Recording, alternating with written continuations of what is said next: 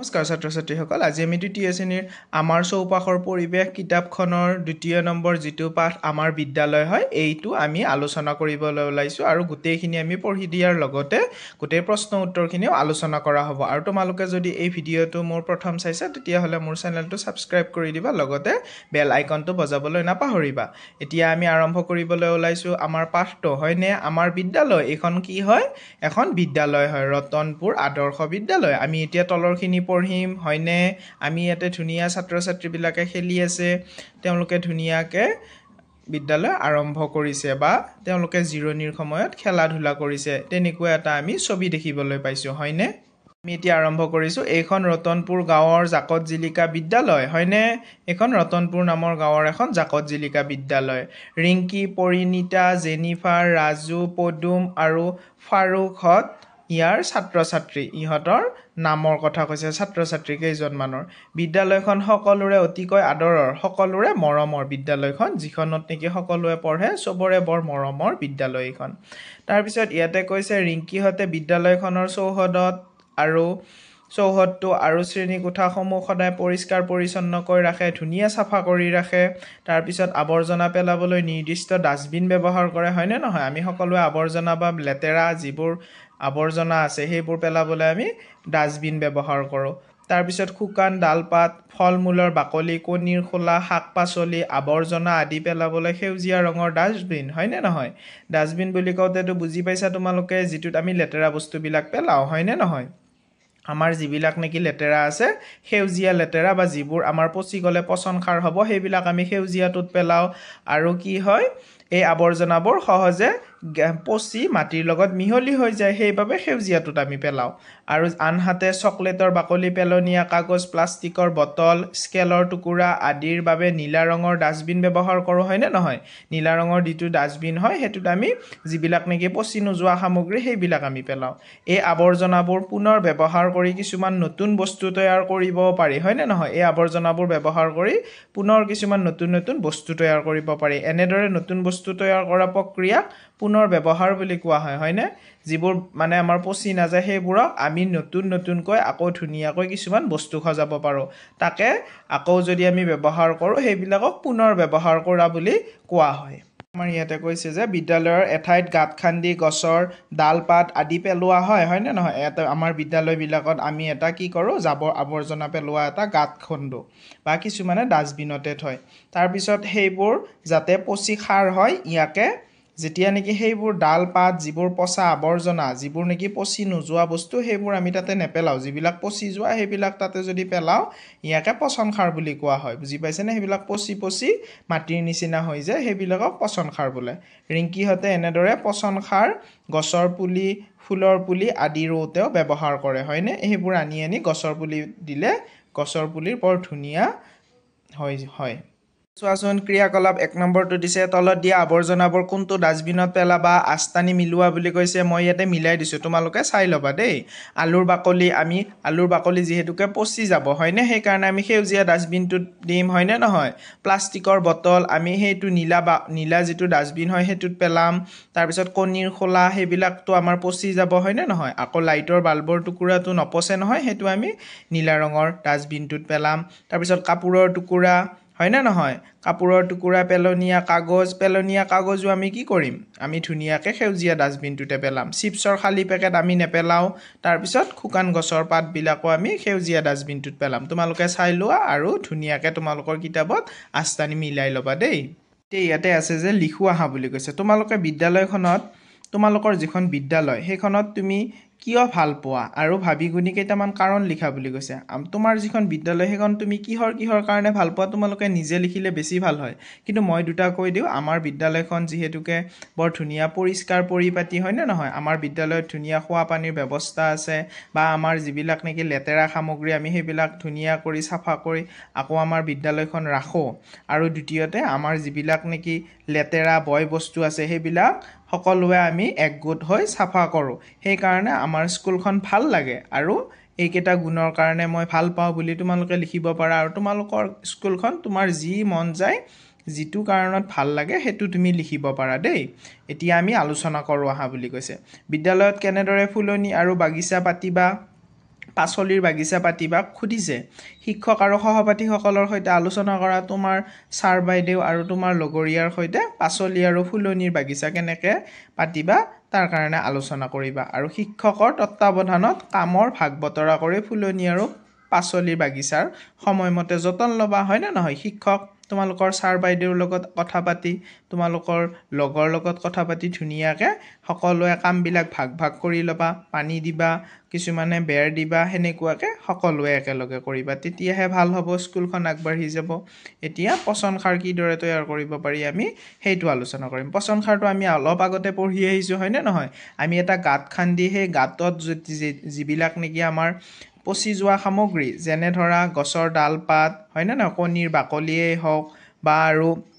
বিভিন্ন ধৰণৰ গছৰ শুকান পাত হয় আলুৰ বাকলি হয় যিবিলাক পচি যোৱা সেইবিলাক আমি ধুনীয়াকৈ থৈ তাত পচন সাৰ প্ৰস্তুত কৰিব পাৰোঁ পচন সাৰৰ ব্যৱহাৰৰ উপকাৰিতাসমূহ কি বুলি কৈছে পচন সাৰ আমি ব্যৱহাৰ কৰিলে কি হয় জানানে যিবিলাক নেকি আমাৰ বস্তু হয় আমাৰ যিবিলাক শাক পাচলিয়েই হওক বা ফল মূলৰ গছেই হওক সেইবিলাকত যেতিয়া আমি ব্যৱহাৰ কৰোঁ সেইবিলাকৰ স্বাস্থ্য ধুনীয়া হয় আৰু বৰ ধুনীয়া সতেজ ফল লাগে আৰু সেইবোৰত কোনো ধৰণৰ কেমিকেল থকা ঔষধ ব্যৱহাৰ নহয় পচন সাৰ ব্যৱহাৰ কৰিলে সেইকাৰণে ভাল আমাৰ স্বাস্থ্যৰ কাৰণেও সেই ফল মূল বা শাক পাচলিবোৰ আমাৰ ভাল হয় সেইকাৰণে আমি পচন সাৰ ব্যৱহাৰ কৰিব লাগে সেইটোৱে তোমালোকে জানানে পেলনীয়া কাগজ প্লাষ্টিকৰ সামগ্ৰী আদিৰে পুনৰ কামত অহা বস্তু কিছুমান সাজি ল'ব পাৰি হয়নে নহয় পেলনীয়া কাগজৰ পৰা কাগজৰ ফুল মালা কলাজ আদি বনাব পাৰি নে নোৱাৰি পেলনীয়া বস্তু এইটো পানীৰ বটল হয় চোৱাচোন কাটি কি ধুনীয়াকৈ তাত কলম থোৱা বনাইছে এইটো এটা কি হয় আমাৰ যিবিলাক নেকি গিফ্ট পেপাৰ মানে যিবিলাক আমাৰ বিয়াত দিয়া প্ৰেজেণ্টবিলাকৰ যিবিলাক নেকি বাহিৰত যিটো নেকি ধুনীয়া কাগজ মেৰিয়াই দিয়ে সেই কাগজৰ ফুল বনাইছে হয়নে নহয় আকৌ এডাল মালাৰ নিচিনা বনাইছে হয়নে সেই ঠিক তেনেকুৱাকৈ তোমালোকেও নিজৰ ঘৰত বনাব পাৰা তোমালোকে চেষ্টা কৰিবা দেই প্ৰকল্প 2 আৰু 3 জনীয়া দলত ভাগ হৈ তোমাৰ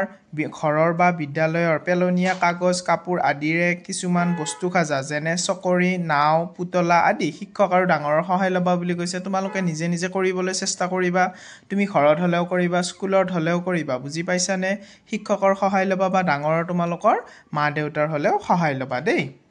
এতিয়া তলৰ ক্ৰিয়াকলাপটো চোৱাচোন তোমালোকৰ বিদ্যালয়ৰ চৌহদত আৰু তাৰ কাষত পৰি থকা পেলনীয়া বস্তুবোৰ চাই তলত দিয়া ধৰণে তালিকা প্ৰস্তুত কৰা বুলি কৈছে এতিয়া ক্ৰমিক নম্বৰ উদাহৰণ হিচাপে দিয়া হৈছে তোমাৰ নিজৰ নিৰীক্ষণ মতে তালিকাখন প্ৰস্তুত কৰিবা প্ৰয়োজন হ'লে শিক্ষক আৰু ডাঙৰৰ সহায় ল'বা কিন্তু তোমাক নিজে কৰিব দিছে মানে শিক্ষক আৰু ডাঙৰৰ সহায় ল'ব দিছে যদিও তুমি যিমান পাৰা নিজে কৰিবা বুলি কৈছে ক্ৰমিক নম্বৰ দিব দিছে 1 2 3 4 আৰু আৱৰ্জনাৰ নাম এতিয়া আৱৰ্জনা যিহেতুকে আমি কি কৰিম উপহাৰৰ বন্ধা ৰংচঙীয়া কাগজ হয়নে নহয় আৰু কিদৰে পুনৰ ব্যৱহাৰ কৰিব পাৰি কাগজৰ মালা সাজিব পাৰি হয়নে নহয় আকৌ আমি প্লাষ্টিকৰ যিবিলাক নেকি বটল হয় পানী খোৱা বটল আমি সেইবিলাকেৰেও কৰিব পাৰোঁ ধুনীয়াকৈ সেইবিলাকৰ আমি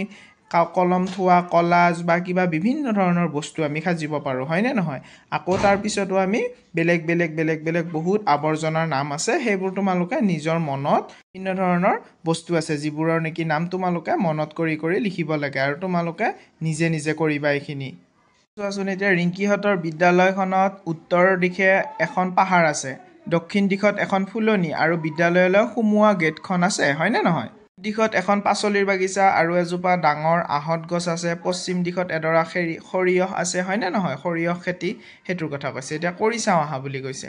এতিয়া এটা সহজ উপায়েৰে দিশ নিৰ্ণয় কৰোঁ আহা ৰাতিপুৱা সূৰ্যটোৰ ফালে মুখ কৰি হাত দুখন ইফালে মেলি দিয়া দুয়োফালে হয়নে নহয় তোমালোকৰ দুয়োফালে মেলি দিয়া তেতিয়া কি হ'ব তোমাৰ সন্মুখৰ ফালে পূব পিঠিৰ ফালে পশ্চিম আমিতো সেইটো সকলোৱে জানো আমাৰ যিটো ফালে আমাৰ সূৰ্যটো উদয় হয় সেইটো পূব ফাল আৰু যিটো পিছফাল হয় সেইটো পশ্চিম ফাল আৰু বাওঁ হাতৰ ফালে হৈছে কি উত্তৰ আৰু সোঁ হাতৰ ফালে দক্ষিণ হ'ব হয়নে নহয় এতিয়া আমাৰ দিশ প্ৰধানকৈ 4টা পূব পশ্চিম আৰু উত্তৰ দক্ষিণ এতিয়া সূৰ্যটো সদায় পূব দিশত ওলায় আৰু পশ্চিম দিশত মাৰ যায় আমি সকলোৱে জানো হয়নে নহয় তথাপিতো মই এইখিনি পঢ়ি দিছোঁ তোমালোকে ভালদৰে মন দি এই পাঠটো পঢ়িবা দেই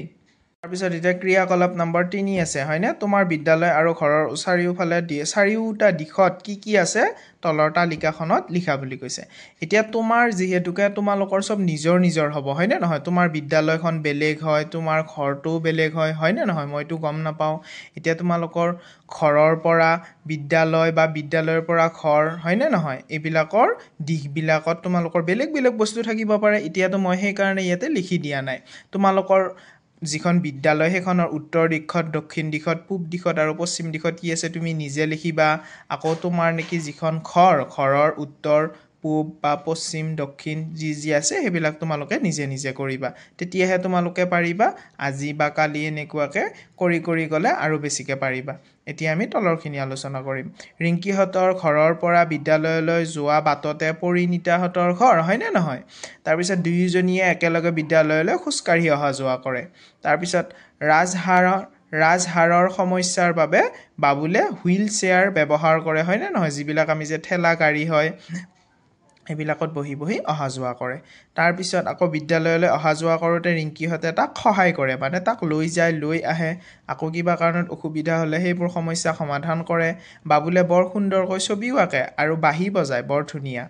আজৰি সময়ত ৰিংকিহঁতে প্ৰায়ে বাবুলৰ পৰা ছবি আঁকিবলৈ আৰু বাঁহী বজাবলৈ শিকে হয়নে নহয় ইজনে সিজনক সহায় কৰে কি ধুনীয়াকৈ ইজনে সিজনে নোৱাৰাটো কৰি দিয়ে তোমালোকেও তেনেকৈ চেষ্টা কৰিবা বন্ধুকেইটাক তোমাৰ যিজন বন্ধু আছে তেওঁলোককো শিকাবা আকৌ তুমি যিটো নাজানা তাৰ পৰাও শিকি ল'বা হয়নে দেখিছানে এই ছবিখন আমাক চাব দিছে আৰু তলৰ প্ৰশ্ন উত্তৰকেইটা কৰিব দিছে এতিয়া চোৱাচোন তুমি এতিয়া লিখো আহা বুলি কৈছে ৰিংকিহঁতৰ ঘৰৰ পৰা বিদ্যালয়লৈ যোৱা বাটটোত তাৰমানে ছবিত বিচাৰি উলিয়াই এডাল পেঞ্চিলেৰে আস্তানি দেখুওৱা হয়নে ছবিখনত বিদ্যালয়লৈ যোৱা বাটটো কি দেখিছা বুলি কৈছে এতিয়া ৰিংকিহঁতৰ মানে বিদ্যালয়ৰ পৰা ঘৰলৈ সেইখিনিৰ যিটো নেকি সেইখিনিৰ পৰা আমাক কি কৰিব দিছে আমাক চাব দিছে এতিয়া তুমি চোৱা আৰু মই এই প্ৰশ্ন উত্তৰকেইটা মই ধুনীয়াকৈ বহি এখনত কৰি দিম তোমালোকে তাৰ পৰা চাই লিখিবা বুজি পাইছানে এতিয়া ৰিংকিহঁতৰ ঘৰটো বিদ্যালয়ৰ কোন দিশত আছে সেইটো সুধিছে আকৌ পুখুৰীটো ৰিংকিহঁতৰ ঘৰৰ কোন দিশত আছে আকৌ চিকিৎসালয়খন ৰিংকিহঁতৰ কোনটো দিশত আছে এতিয়া তোমালোকে মই বহিত লিখি দিছোঁ ধুনীয়াকৈ চাই লোৱা চোৱাচোন মই ধুনীয়াকৈ লিখি দিছোঁ তোমালোকক বিদ্যালয়লৈ যোৱা বাটত ডাকঘৰ চিকিৎসালয় পুখুৰী দোকান বাবুলহঁতৰ ঘৰ নামঘৰ বাছ ষ্টপেজ দেখা গৈছে হয়নে নহয় সেইবিলাক আছে ইয়াতে হয়নে তাৰপিছত আকৌ ৰিংকিহঁতৰ ঘৰটো বিদ্যালয়ৰ দক্ষিণ দিশত আছে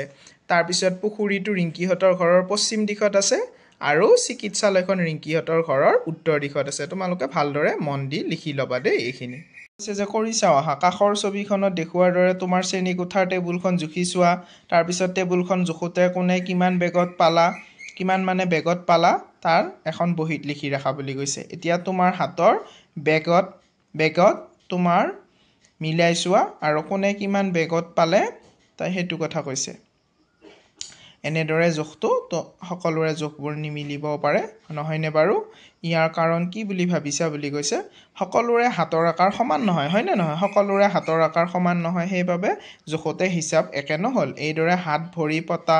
ৰছী আঙুলি আদি কিছুমান বস্তু জুখিব পাৰি হয়নে ঠিক তেনেদৰে বস্তুৰ পৰিমাণ জুখিবলৈ হাতৰ মুঠি চামুচ আদিও ব্যৱহাৰ কৰিব পাৰি এই জোখবোৰত কোনো মান্য একক নাথাকে হয়নে আমি নিজে ইজনে সিজনক সেই জোখটোৰ লগত নিমিলে আমি নিজে কৰিব পাৰোঁ হয়নে নহয় চামুচৰ কিন্তু জোখটো ঠিকে থাকিব হাতৰ মুঠি বা আমাৰ যিটো নেকি হাতৰ বেগেট সেইটোৰ নিমিলে সেইটোৰ কথা কৈছে যে এইবোৰ এডাল স্কেলৰ সহায়ত প্ৰত্যেক টেবুলখন জুখি চোৱা আৰু আগৰ দৰে কিমান জোখ পালা বহীত লিখি যোৱা বুলি কৈছে এইবাৰ স্কেলেৰে এইবাৰ দেখা গ'ল যে প্ৰত্যেক জোখটো একে সমান হৈছে হয়নে নহয় এই কথাৰ পৰা তোমালোকে বাৰু কি শিকিলা তাৰমানে আমাৰ যিটো বেগেটেৰে যিটো জোখা সেইটোতকৈ আমাৰ স্কেলৰ জোখাটো বেছি ভাল হয় আমাৰ সকলোৰে হাতৰ জোখ সমান নহয় সেয়ে এহাত এবেগেট এই এককবোৰ বেলেগ হয়নে নহয় এনেদৰে জোখমাখ কৰিলে বেলেগ মান পোৱা যায় গতিকে এনেধৰণৰ অসুবিধা দূৰ কৰিবলৈ নিৰ্দিষ্ট একক ব্যৱহাৰ কৰা হয় যেনে আমাৰ চেণ্টিমিটাৰ থকা স্কেল বা আমাৰ যিবিলাক নেকি ফিটা বুলি কওঁ সেইবিলাক আমি ব্যৱহাৰ কৰোঁ ফুট হিচাপত আমি জুখিবলৈ এতিয়া এইখিনি আমি তলৰ প্ৰশ্ন উত্তৰখিনি আলোচনা কৰিম ধুনীয়াকৈ তোমালোকে মন দিবা উত্তৰখিনি ধুনীয়াকৈ আমি আলোচনা কৰিম বহিত তোমালোকে মন দিবা দেই ইয়াতে 1 নম্বৰত কৈছে দিশকেইটা আৰু কি কি তোমালোকে জানা তথাপিতো মই নিজে লিখি দিছোঁ তোমালোকে চাই লোৱা দিশকেইটা আৰু কি কি বুলি আছে হয়নে দিশ 4টা হয় পূব পশ্চিম উত্তৰ দক্ষিণ হয়নে মই লিখি দিছোঁ এতিয়া তোমালোকৰ বিদ্যালয়ৰ চাৰিসীমাত কি কি আছে বুলি সুধিছে তোমালোকৰ বিদ্যালয়ৰ চাৰিসীমাত কি কি আছে মই লিখি দিয়া নাই কিন্তু তোমালোকে নিজে নিজে লিখিব লাগিব তোমাৰ বিদ্যালয়খনৰ পূব দিশত পশ্চিম দিশত বা উত্তৰ দিশত আৰু দক্ষিণ দিশত কি কি আছে তোমালোকে লিখিবা তোমালোকৰ ঘৰৰ চাৰিসীমাটোও মই লিখি দিয়া নাই এটোও লিখিবা তোমালোকে তাৰ পিছৰ খ নম্বৰ যিটো প্ৰশ্ন উত্তৰ হেতু লিখিছো চোৱা যে চকলেটৰ বাকলি প্লাষ্টিকৰ খালী বটল আদি পেলাবলৈ কেনেকুৱা ৰঙৰ ডাষ্টবিন ব্যৱহাৰ কৰিব লাগে আমিতো জানো হয় নে নহয় এইবিলাক পচি নোযোৱা সামগ্ৰী সেইকাৰণে নীলা ৰঙৰ ডাষ্টবিন বুলি লিখিছো নীলা ৰঙৰ ডাষ্টবিনত আমি এইবোৰ আৱৰ্জনা পেলাব লাগে আমি এইটো লিখিছো খালী ঠাইবোৰ কৰা সূৰ্যটো সদায় ডেছ দিশত উদয় হয় আৰু ডেছ দিশত মাৰ যায় হয় নে নহয় পূব দিশত উদয় হয় আৰু পশ্চিম দিশত মাৰ যায় লিখিছো চাই লোৱা এতিয়া 3 নম্বৰটো পচন সাৰ কিদৰে তৈয়াৰ কৰা হয় লিখা বুলি কৈছে এঠাইত গাঁত খান্দি গছৰ ডাল পাত আদি পেলোৱা হয় আৰু সেইবোৰ তাতে পচি সাৰ হয় ইয়াকে পচন সাৰ বুলি কোৱা হয় হয়নে নহয় আমি এইখিনি লিখিব পাৰোঁ আৰু যদি তোমালোকে নিজে জানা ভালদৰে সেইখিনি লিখিব পাৰা এতিয়া কৈছে যে পেলনীয়া কাগজৰ পৰা কি কি বস্তু সাজিব পাৰি বুলি কৈছে পেলনীয়া কাগজৰ পৰা বিভিন্ন ধৰণৰ বস্তু সাজিব পাৰি হয়নে নহয় কাগজৰ ফুল হয় নাও টুপি চিলা জাহাজ চকৰি মালা কলাজ ইত্যাদি সাজিব পাৰি হয়নে নহয় আমি এইখিনি আলোচনা কৰিলোঁ আৰু তোমালোকে যিসকলে এই ভিডিঅ'টো শেষলৈকে চাইছা সেইসকলক ধন্যবাদ আৰু যাতে মোৰ চেনেলটো ছাবস্ক্ৰাইব কৰিবলৈ নাপাহৰা দ্বিতীয়তে আৰু চেনেলটো ছাবস্ক্ৰাইব কৰি উঠি মোক যাতে এটা কমেণ্ট আৰু এটা লাইক কৰি দি তোমালোকে যাতে ভিডিঅ'টো বন্ধ কৰা শেষলৈকে চালে তেওঁলোকলৈ ধন্যবাদ আৰু মোৰ যাতে চেনেলটোৰ যিটো ভিডিঅ' সেইটো যদি তোমালোকে নতুনকৈ ভিজিট কৰিছা তেতিয়াহ'লে এটা লাইক আৰু এটা কমেণ্ট কৰিবলৈ নাপাহৰিবা আৰু আমি নেক্সট যিটো পাৰ্ট হয় সেইটো আমি আলোচনা কৰিম এই নেক্সট ভিডিঅ'ত আৰু তোমালোকে নেক্সট ভিডিঅ'টো পাবলৈ যাতে মোৰ ছাবস্ক্ৰাইব কৰি বেল আইকনটো যাতে বজাবলৈ নাপাহৰা থেংকছ ফৰ ৱাটছিং